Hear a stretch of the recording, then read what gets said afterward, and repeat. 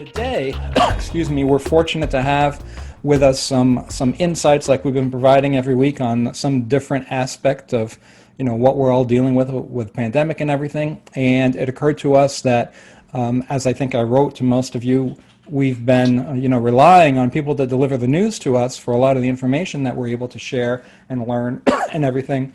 But we haven't really talked about the people that actually do that work and provide all that information to us. And so we leaned on Paula Routly and Cathy Resmer to join us this afternoon. They are from 7 Days, which I'm sure you're all familiar with. 7 Days is the preeminent print and news outlet for most of the state of Vermont, I think. Paula is a co-owner, founder, and publisher of 7 Days. She came to Vermont to attend the Middlebury College just a couple of years ago, I think it was, and has been here ever since with a lengthy career in news, eventually becoming one of the two co-founders of 7 Days back in 1995. She still writes for 7 Days, but is involved in the overall operation of the organization.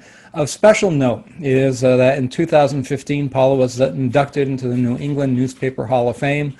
So although we're only about 5 years late in congratulating you, so congratulations on that honor. Also with us is Cathy Resmer, who is deputy publisher and a co-owner of 7 Days. She's been at 7 Days since about 2001, started as a freelance writer, then became a staff writer about 10 years ago. In 2007, she became an online editor, and then in 2010 became, excuse me, one of the co-owners of 7 Days. So ladies, thank you very much for joining us today and agreeing to share your story and give us some insights from your corner of the world. Thank you. That's like the best introduction I've ever had. Very nice, Joe. Thank you.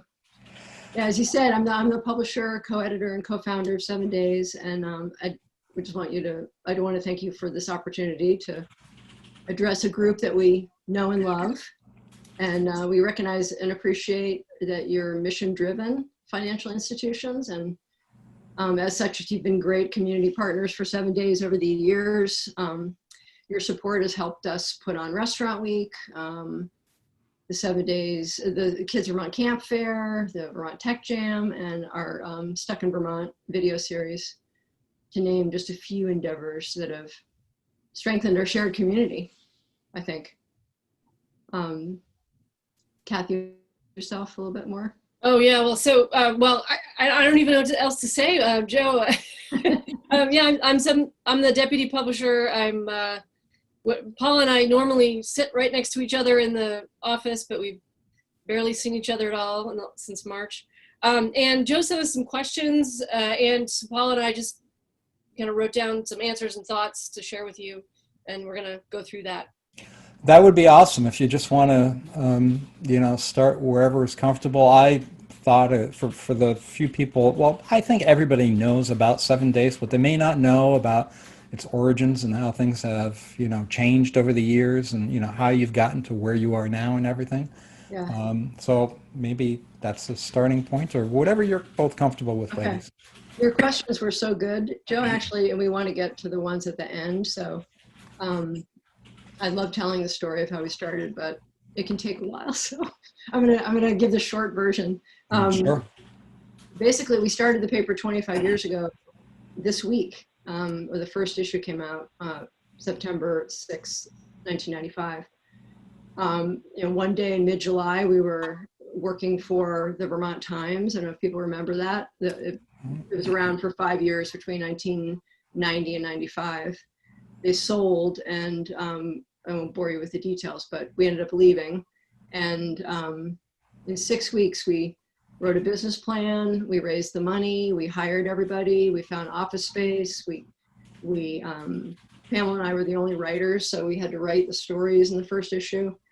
And we sold ads, which is how we pay for all of this.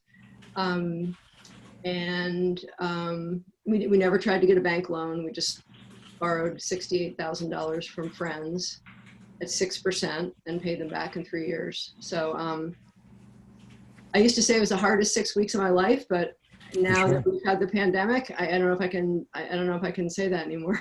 But it was exciting, and I have to say, Burlington and Vermont felt like it was just the right size for this sort of entrepreneurial endeavor. You know, it was, people knew us and they were on our side, but there was also enough business for us to be successful. It was like perfect size. Awesome. Great story. That's a lot of work to do in 6 weeks. Yeah, it was a lot of work to do. And Bobby Miller was our first landlord, so that helped. Ah, You remember him? cool. So you said you wanted to jump to questions at the end, so the rest of the folks on the line don't know which questions are at the end or the beginning. Oh. So wherever you want to go is fine. Okay. Well, then you asked, vital stats about today. We laid off 6 employees at the beginning of the pandemic, and then we brought them back when we got our PPP, and have pretty much kept the same staffing level since. We've continued our distribution, and even though a lot of places were closed in the beginning, it was really a scramble. We had to find alternate spots for 35,000 papers, which is how much we print, and we haven't, that number hasn't dropped at all. We currently have 41 employees, and another 11 on the payroll are delivery drivers. The Department of Labor wants us to put our delivery drivers on the payroll, and we said no, and they said yes, and so now, and then we'll never argue with them again about it.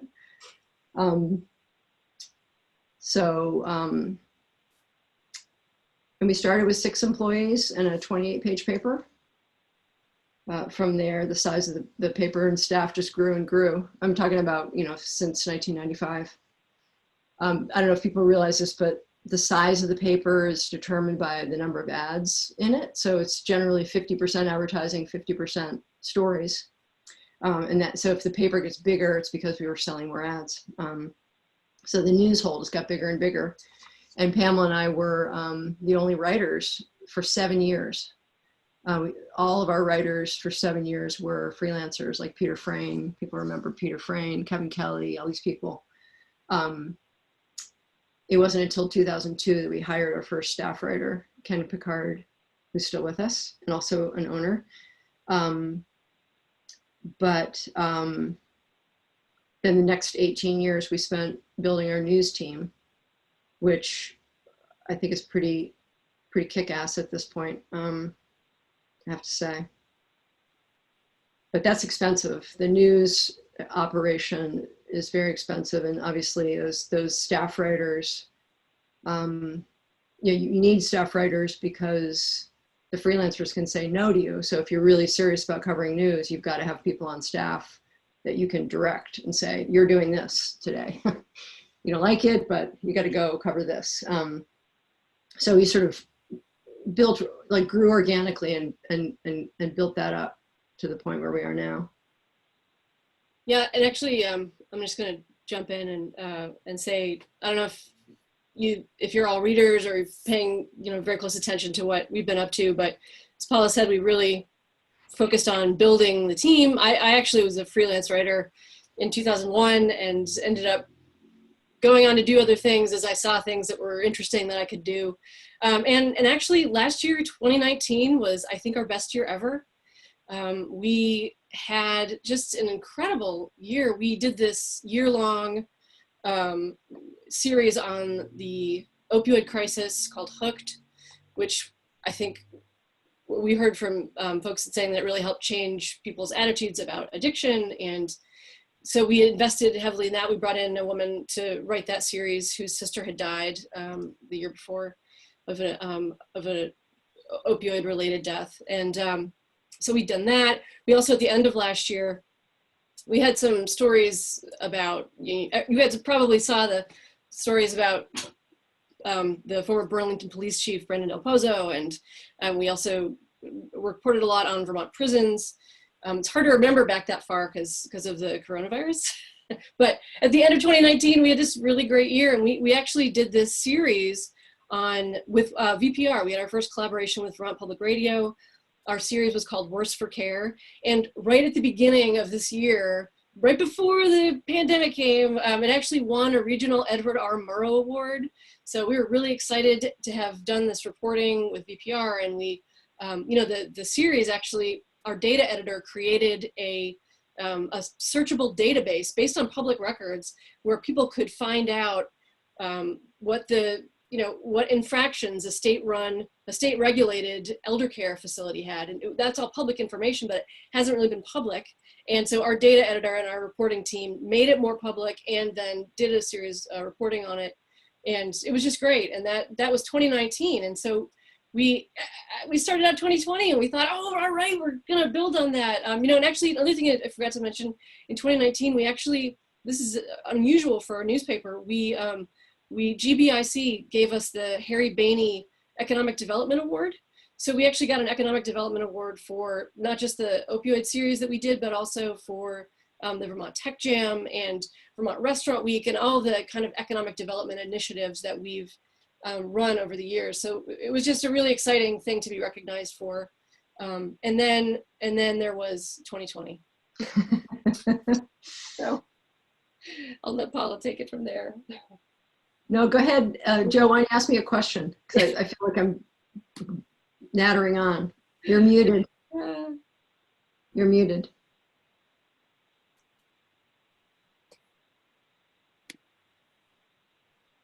Yep. Joe, you're muted. Joe, you're muted. Okay. Sorry about that. You don't all read lips. In credit union land, we all came to somewhat of a screeching halt in March for, doing business with people over the counter and whatnot, and in person, remote business continuing on. And then, bit by bit, credit unions were becoming, more or less fully operational and whatnot again. But what does a pandemic do to the news business and in 7 days in particular?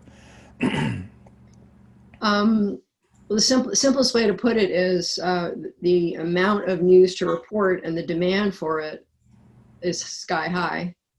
The advertising that pays for it all dropped by 50% overnight. Wow. And that was brutal. I mean, many of our advertisers produce events. Think about the Flynn, all the festivals, and we produce events like Restaurant Week and the Tech Jam, Cathy mentioned. We lost all our restaurant advertisers. We are actually writing about this in this week's issue, but we were just about to send our dining guide to the printer, which is a 6-month project. Very labor intensive. We call every restaurant in the whole state, make sure that the information is accurate. Thank God we didn't print it because that's a $50,000 print job. But we scrapped it because we knew that if we put it out, all the information is inaccurate overnight. Right. So that was really tragic for those people who worked on it. And people stopped hiring. So our recruitment advertising section, which is usually very robust, dropped. That shrunk, except for nursing homes and stuff. And on the reporting and distribution side, we had to worry about the safety of our employees. We were, in both cases, the people have to go out and interact with people. In the case of distribution, Cathy's going to talk about that a little bit, but our reporters need to talk to people. And our delivery people have to physically go to the places and drop off the papers. On the journalism side, I think we've done some of our best reporting during the pandemic. It has been very motivating, and we can feel the desire and the appreciation for the news we're reporting. And also the arts and the news people can sometimes get siloed, and those silos are just gone. It's the Flynn is a news story. Everything is news. So the demand for what you provide to all of us as readers, the news part of it, goes way up because there's so much to write about, albeit kind of all COVID related one way or another. Yes. Yep. But the way you pay for it, the bottom drops out. Yep. That's what happened. Yeah. And I should also note that our audience, the demand, but the audience, our numbers, we're still distributing 35,000 copies of the paper, which are getting picked up. And there's this huge surge online. So we've got, our web traffic just skyrocketed, and all the stuff that we're producing is getting read, and we're hearing from people that they want more news, that they want to find out about this stuff. And so, the reporters and the editors are working night and day, just trying to keep that. And then in May, we had, the George Floyd protests, and that started happening, and which is just more coverage and more, there's just so much news happening in all different realms. But it's been interesting to see our audience increasing. And I think Paula mentioned that I wanted to talk about the distribution. I just wanted to say that I just have all these memories, when the pandemic first hit, in that first few weeks, one of the things that I do at 7 Days is I manage HR. So I was like trying to figure out, okay, we have to get the hand sanitizer. Well, you couldn't get hand sanitizer. We have to get gloves. We have to get this stuff. Our drivers are going out to deliver the things, and just managing that was just insane. I'm sure that all of you can relate. It's just a very difficult and strange time. And I think the other, you mentioned, I'm looking here, some challenges. Those are definitely some of the challenges we faced. And working remotely, we never thought we could produce a paper.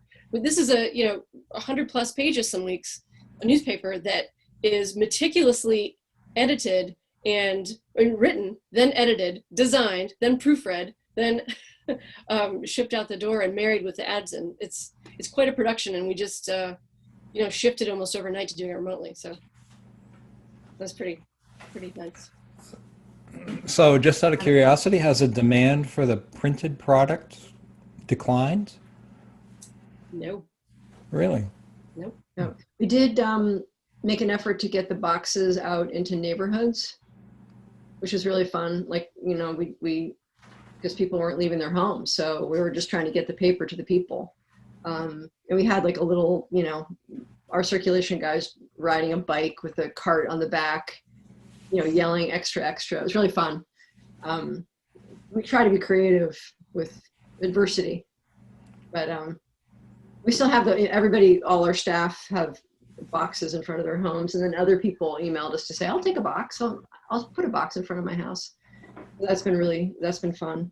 And then they're disappearing. So that's good. Wow. It's fun to see who picks up. I have one of them in front of my house, and it's fun to see who picks up the paper. Yeah. To get a sense of who actually our readers are. And I see I get a lot of thank yous from my neighbors. People saying, oh, thanks for putting that here. But it's really interesting. Sometimes people go by and I'm like, really? You're okay, all right. Like, just kind of a fun, different people get it for different reasons. And that's been really fun. We had there's a little decorating contest too, to draw attention to the racks amongst our staff. That's kind of how they are. So. Joe, you asked this question about challenges, and we've talked about a couple of them. And I think, I'm sure all of you all can relate to the fact that it's really difficult to plan. We last year, I was mentioning earlier, like in 2019, we'd finally gotten our news operation to where we're planning. We're a weekly paper. We were planning out, months in advance. These big stories we did. We had our editorial calendar like very thoughtfully planned. And then during this time, it's like, well, that's out the window. Like, what are we going to care about in 2 weeks? I don't know. So we've had to, we've just had to go back to planning, not really week by week, but every couple weeks. Like there was one really interesting week where right around when the George Floyd stuff had hit, we had a story about Birchwood Terrace, which was where one of the COVID outbreaks in Burlington was the worst. And we had this deeply reported story that was really, I thought, just the perfect example of the kind of reporting that we can do that nobody else can do, where it was really well told. And that was going to be the cover story, but that was also the week that these protests were happening in front of the police department. And we thought, we got to put that on the cover too. Like, we can't have a cover that's about Birchwood. We've got to have a cover that's also about these protests, because that is the biggest story happening right now. So we had this, we actually had a split cover that week. We had, the headline that we did for it was outrage on top of loss. And it was just, it was like the kind of thing that we were kind of flying by the seat of our pants, but we kind of had to because the conditions were just changing so rapidly. So that's been a challenge is planning, but also the other big challenge that I think probably all of you are aware of is that journalism is under threat. Like, I don't just mean, the environment that we are living in, our information environment is so fractured right now that responsible fact-based journalism is really being overwhelmed by a lot of noise from a lot of different places and actors and people and devices. And also just, something to know in your communities, the entities, the newspapers, especially local newspapers that provide that journalism, this is a huge crisis for them. 7 days, we're managing, but there are a lot of smaller local newspapers, and it's, this is a really an extreme crisis for people, this revenue model problem that, that's a challenge. And then there are also opportunities. It's an existential crisis. I did want to say that in terms of the challenges, I feel like, I've always known that Vermont is this small place with a lot of businesses that are punching above their weight. But you really, when you lose a few, you really feel it and see it. And I'm sure you guys are having that experience. Just like it all seems to be going fine, but the people in rural areas, I don't know. It's just it seems very fragile. I guess it always was, but and for us, we can't close up shop like a restaurant. I'm not saying they want to, but or a film festival or something. We can't lay people off. If we don't have a newspaper, we're out of business. That's what we do. So can't lay off too many people so that it diminishes the product, because then people won't want it. It's just like it's all or nothing. But as Cathy said, we've been very lucky. We got our PPP loan. We got the state economic grant. I'm trying to get the supplemental one. And we're hustling. We always hustle. So what are the thing? If I can ask, what are I'm sorry, Cathy. Go ahead. You were going to say something. Go ahead. Well, I just wanted to add that I think to Paula's list of things that we've been doing, I think, and the thing that has been, I think probably the best thing for us to come out of this time is that, we've had a free newspaper. We have all of these people who are voluntarily paying us now. So we put out a call, a couple of years ago, we started this program called Super Readers, where we said, if 7 days is free, but making it isn't, if you want to help pay for it, we're a for-profit company, but we'll accept a, contribution. And we had a couple hundred Super Readers in March. And now, I don't know what we're up to, but it's 2,000. Yeah. People have just come out. Usually you don't hear from people in our business unless they have a complaint. They want to write a letter to the editor that they didn't like something. And this has just changed that so dramatically. And the support that we feel from our readers and from advertisers and other entities as well, it's been amazing. It has been really amazing to feel like what we're doing is important and people value it. And they don't just value it, but they're sending us money. They're saying, we support what you're doing and we're going to help you pay for it. It's, obviously takes a lot to take the place of some full page ads. Yeah. But they're sending us love notes too, which is nice. The snail mail ones are really good. So what are some of the things that I always say in recent months is that, long after all of this pandemic stuff is behind us, there are some things that organizations like all of these online have had to do or innovate or whatnot. Some pieces of those changes are going to stick and they're going to continue to do some things that way. Before March, we as an association would have been hard pressed getting many people in a Zoom meeting like this, much less on a recurring kind of basis. But now we're all doing it all the time out of necessity. And I think, when the pandemic stuff is behind us, whenever that is, that it'll settle down a little bit. We won't be doing it as much, but I think there'll be way more than there used to be. So what do you think for the news business? And for you specifically, what has changed during these times that when you think about the future, whether it's a year from now, 2 years from now, whatever, that you envision, hey, we might keep doing things that way, or, we might not need all the space that we had, or, whatever. Yeah. Well, on the journalism side, I have to say I still believe in the eyewitness account.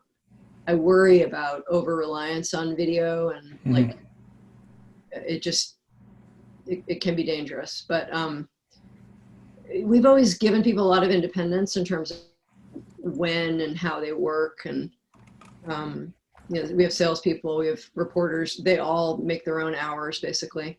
And I think a lot of people like working from home. So I think you're right. I mean, I think that will continue. Like telehealth, I think telehealth is going to be a thing that's going to stick and is a good thing, especially in a rural state.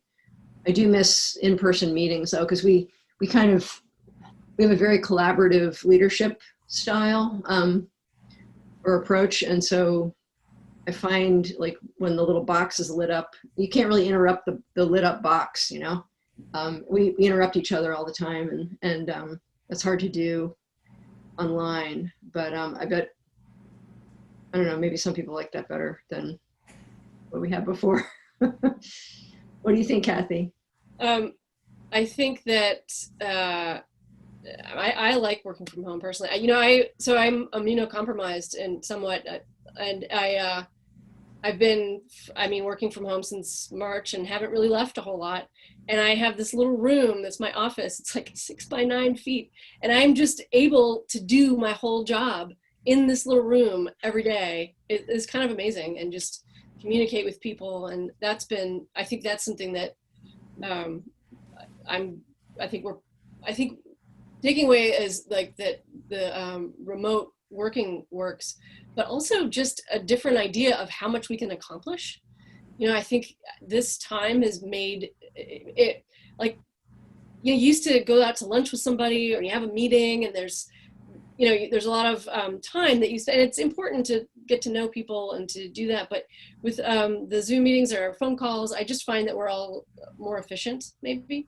And also, I think this time is, I don't know, it's also made us all maybe a little more empathetic to other people.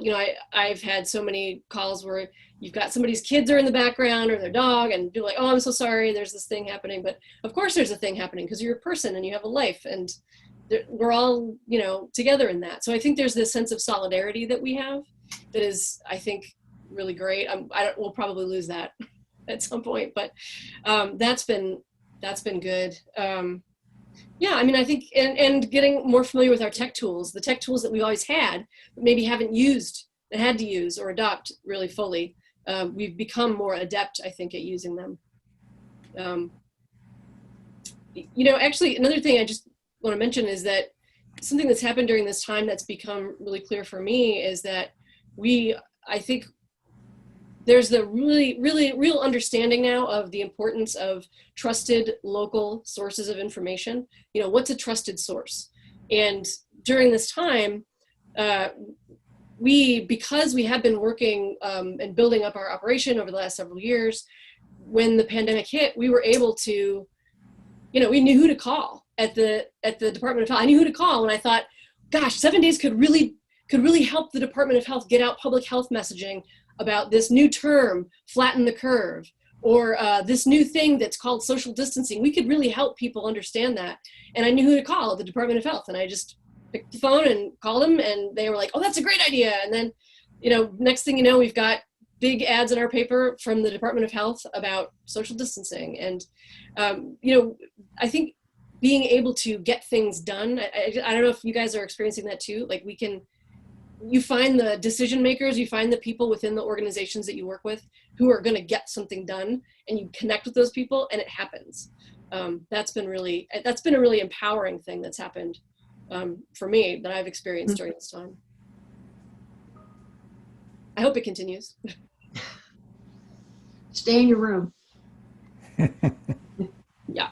You ladies have a unique position of, because of the business that you're in, of a unique way of being able to observe the whole landscape of consumers and businesses and politics and so on and so forth in Vermont.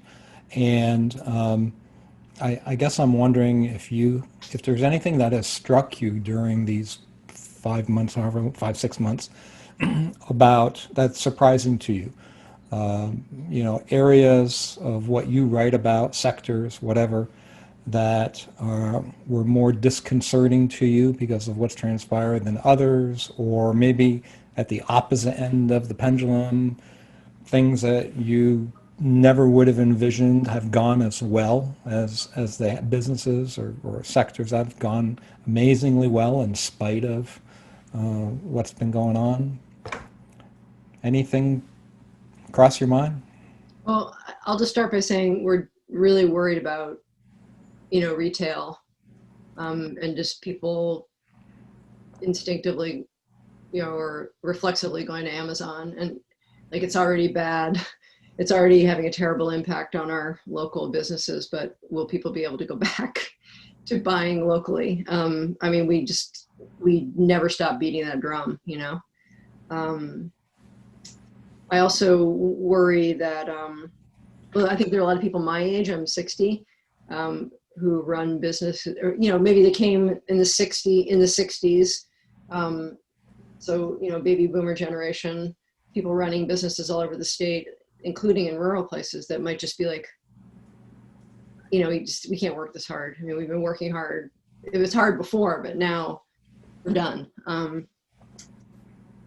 think that is partly an answer to your question. I think there's going to be there might be a generational shift, which it might not be the worst thing. I mean, I think it'll create opportunities for younger people who I've heard from, people 20 years younger than me who say all these sort of desirable jobs are taken in Vermont and no one wants to retire. So there's kind of a log jam. I don't know, there could be a silver lining. I think there is an opportunity. I mean, we've seen a lot of folks, I've seen a lot of folks during this time think, oh, now I need to step up. This is the time. This was the thing that I wanted, and here it is. So I definitely think that it is a challenge, and it's also an opportunity. And it's a risk too, but I don't know. It's an unusual way for it to happen, I guess, but doesn't have to be bad necessarily.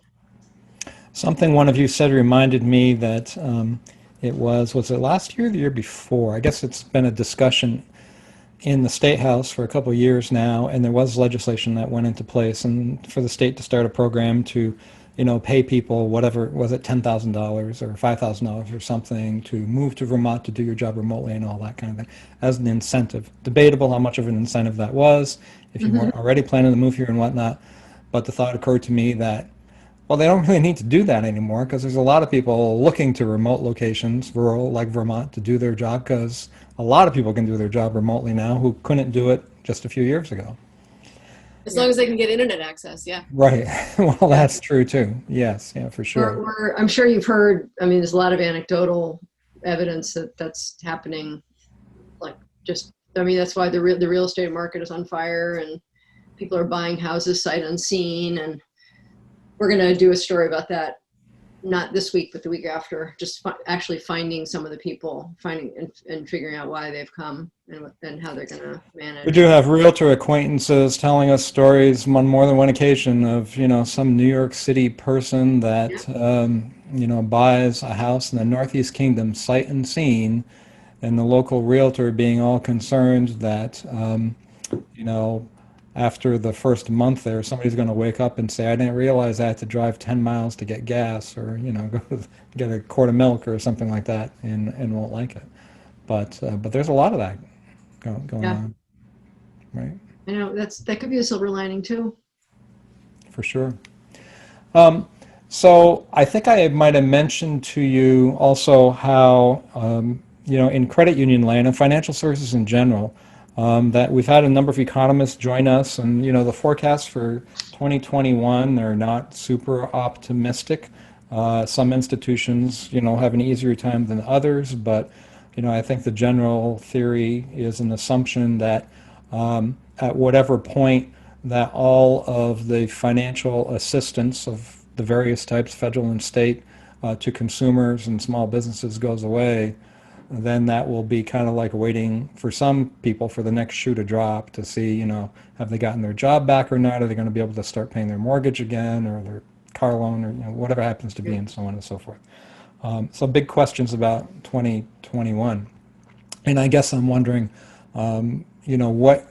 what you see about that in the future in 2021. If you see, well, we've already talked about your business and, some things being different and whatnot, but, what, I guess, thoughts or suggestions would you have for credit unions, some of whom have been your advertisers in the past or sponsors of different things and whatnot?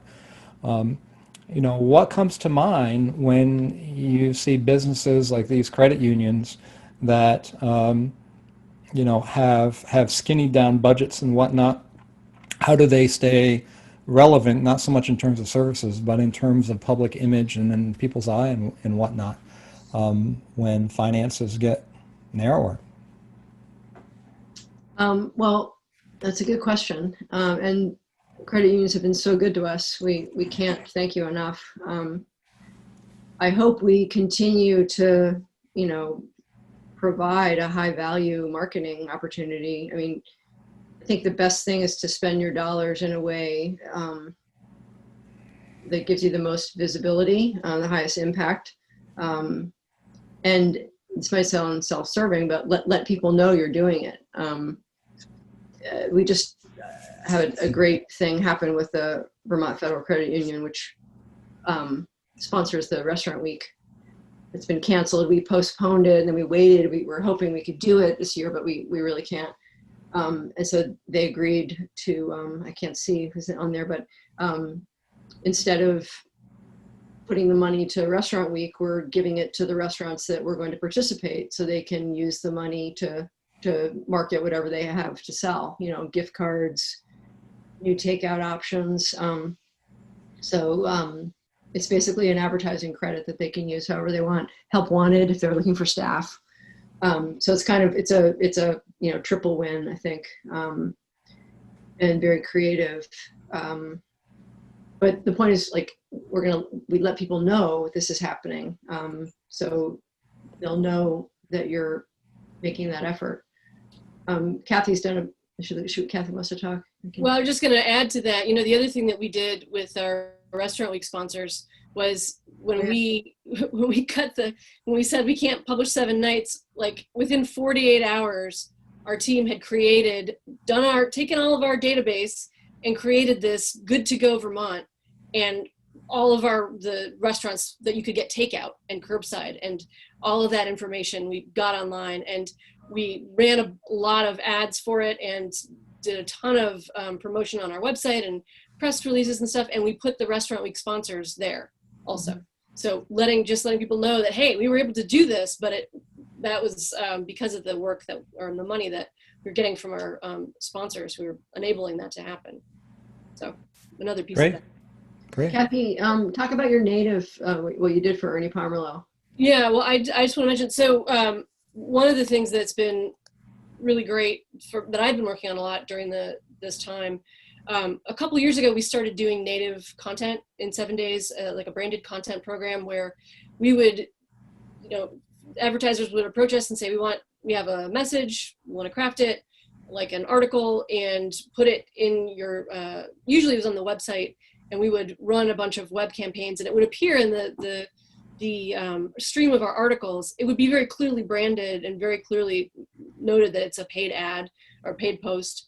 But we would be able, we would basically be using our storytelling tools on behalf of clients. And usually, okay, that takes 6 weeks, like from the time when we say yes to the time when there's a finished thing, 6 weeks.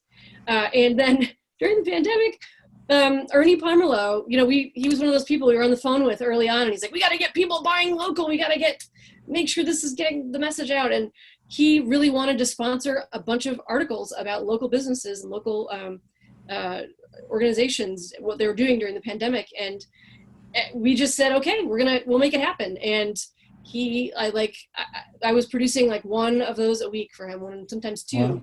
Where he was promoting, he was not promoting his business, but promoting, like he gives to the United Way, promoting their coronavirus relief fund, promoting the frontline foods effort. I bring this up because I think, and Paula's the UVM Health Network also used this kind of program. You asked about credit union, what we can do. One of the things I would encourage you to do is, if there's a way you can collaborate, you have members who are doing all kinds of amazing things. If there's a way to tell their story and get some marketing for them and their story and attach your brand to it also, I don't know what that looks like for you, but stories and storytelling are such an important thing. It's such a way of breaking through the noise. And if you can find some of those stories among your members, you might think about how you tell that. And people really appreciate that, those local relationships that we have with each other, they're so important. And that's what credit unions do best. You are members of the community. I'm a proud credit union member, and I just think it's great. And there's a lot there that you can tell in that story. Sorry, Paula, go ahead. No, I said me too. I'm on credit union. Yep. Well, thank you for being credit union members. And I need to point out, when you were talking about Restaurant Week and the generosity of Vermont Federal Credit Union, that, and I can say this honestly, Paula, because I know you can't see, or you didn't see Jeanine Gaillard, CEO of Vermont Federal Credit Union, on the line. So we can honestly say there was no exchange of funds between Jean and you to get you to say that or any of that kind of stuff. I can't see her. That's I can't great. see her. So, hey, questions from anybody, or comments, or anything else you want to hear Paula and Cathy get into? I just wanted to say that I've always enjoyed the paper because you could talk about, and often talked about, things that nobody else would or could. And really it was about Vermont and Vermonters and what was happening in Vermont. And I appreciated the depth of the stories, and so I just want to say thank you. Thank you. Yeah. When people ask us, like, what, I mean, it is a small place to have a plus page paper. And when people ask me why, I think we've been successful is I always say, there's a real community here. If you think about, the Village Voice started because the village was a community, and it was like a place people were interested in, and it was like physically a community, a place you could visit. This is still a place and a community at the same time, and that's really worked for us. And I think the people see the paper and they're proud to be part of this community, or it motivates them to support something or go to a show, or we'd never really intended that, but it has that effect. So it's like there's a motivational effect. I think, I hope. I would agree. Sorry, go ahead. I agree with that. Good. It's a place you go to look to see what's going on in Burlington. Yeah. Or the area. Yeah, you really do have a success story, ladies, so congratulations on that. I know that, there are a few news outlets that I go to to find out things, whether it's work-related or personal, and 7 Days is certainly one of those. And when I think of a weekly paper, 7 Days doesn't fit the description of a weekly paper, because it's so much more comprehensive and extensive and more focused in some areas and whatnot than what I think of when I think, weekly newspaper. Yeah, we're kind of a hybrid. We're definitely not an alternative weekly anymore. I mean, people still call us that, but it's an alternative to something. And we feel like we're not quite the paper record, but and we're not quite a community newspaper like those little towns have. Right. It's something in between. And then if you add all the products that we normally have, you know, the guides, the student guide and the dining guide, and there's sort of a tourist element to it too. So one more, something you said triggered this. So how does looking forward, you know, does the online service ever become the focal point for you, or the overwhelmingly looked at resource, as opposed to, does print go away at some point in the future? I'll let you take that one, Cathy. Well, I mean, if you'd asked me that 10 years ago, I probably would have said yes, but I don't feel that way now. And I think that, you know, as a company, we do produce a newspaper, and that's important to tell people, but we publish news all the time. Like, we're publishing things 24/7. For the last, 13 years, we've employed a full-time video journalist, Ava Solberger. Thank you, New England Federal Credit Union, for sponsoring Stuck in Vermont. That, you know, Ava Solberger, you can't see her videos in the paper, you know, like Right. She does these videos, and they air on WCAX, a shortened version every other week. And, you know, I think that there are some things that print is really good for. And one of the things is seeing ads and making, you know, and seeing stories, giving them a certain visual presentation that elevates them beyond just something that appears in the scroll of your Facebook feed, you know. But at the same time, we built a database of elder care homes. But you can't look at the database in the newspaper, you know. You got to look on your phone or online for that. But so I think that there are different mediums that we can use to tell different stories. It's just a matter of figuring out what fits which medium and which do we want to go to. You know, we're really about creating, I think our mission is really to create high quality local content in every form. And, you know, we haven't really been able to produce a podcast yet, although we have all these people are like, oh, we want to do a podcast, you know, our reporters. It would be so much fun to do a podcast with our reporters' notes that never make it into print. And then you're like, okay, well, go ahead. It just takes so long. You know, it takes working in these different mediums. It takes forever. They're not going to do it.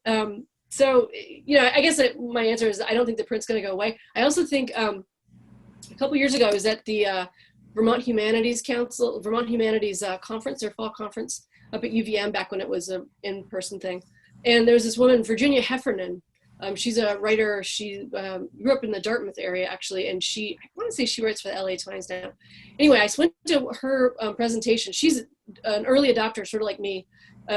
Early on was like one of those kids in the 80s who had a modem and a connection to the chats and things. And, you know, she said, dive in this print. You're going to stick with your print, because what you need to do, what people are going to want to do in the next few years, they're going to want those tactile things. They're going to want things they can touch, because right now so much of our world is ephemeral, and they're going to want things that they can hold in their hands, and that's going to be valuable again. And I like, her thing was create hairy products. You want products with hair on them that you can feel, you know. And I think about that a lot. I think that's true. And I think, I mean, you can see it with people who want the vinyl record. You know, there are people still producing vinyl records. Who would have thought that 20 years ago, you know? And so I think if we can just hang on through this time, if we produce a high quality print product, people want it, they pick it up. You know, I think part of the problem with print is that, you know, if you cut your product and you cut the service, and the thing that you're picking up is just a rehash of what you read last night on the internet, people aren't gonna want that. But if you're giving them something that's tastefully curated and carefully curated, there are no typos, no mistakes, you know, I think people do want high quality products, and that's what we provide. And that's what Vermont does, right? We like, think about our food producers, think about all what Vermont is, you know? So we're just doing that, but in the newsroom. I think there's going to be a market for that. I'm hoping. Awesome. Anything else, anybody? Well, thank you very much, Paula and Cathy, for joining us today. We really greatly appreciate it. It's been very interesting hearing your insightful observations about delivering news to Vermonters, and the success story that 7 Days is, and hopefully continues to be long into the future. So thank you very much for sharing your time with us today. Thank you for having us. Yeah, thanks for having us. And please, if anyone has any ideas or thoughts to share or things that you want, feel free to reach out, because we like to have Zoom conversations. Or email. Because Or that's all email. you can have with email today, right? Whatever medium works for you. Thank you, ladies, and thank you everyone for jumping on the line. I don't have anything to share with you from Washington today because there ain't much going on right there right now at the moment, or that's not campaign related. So, but watch your email. We'll keep updating you that way. Thanks very much, everybody, for joining us. Hope you have a great week.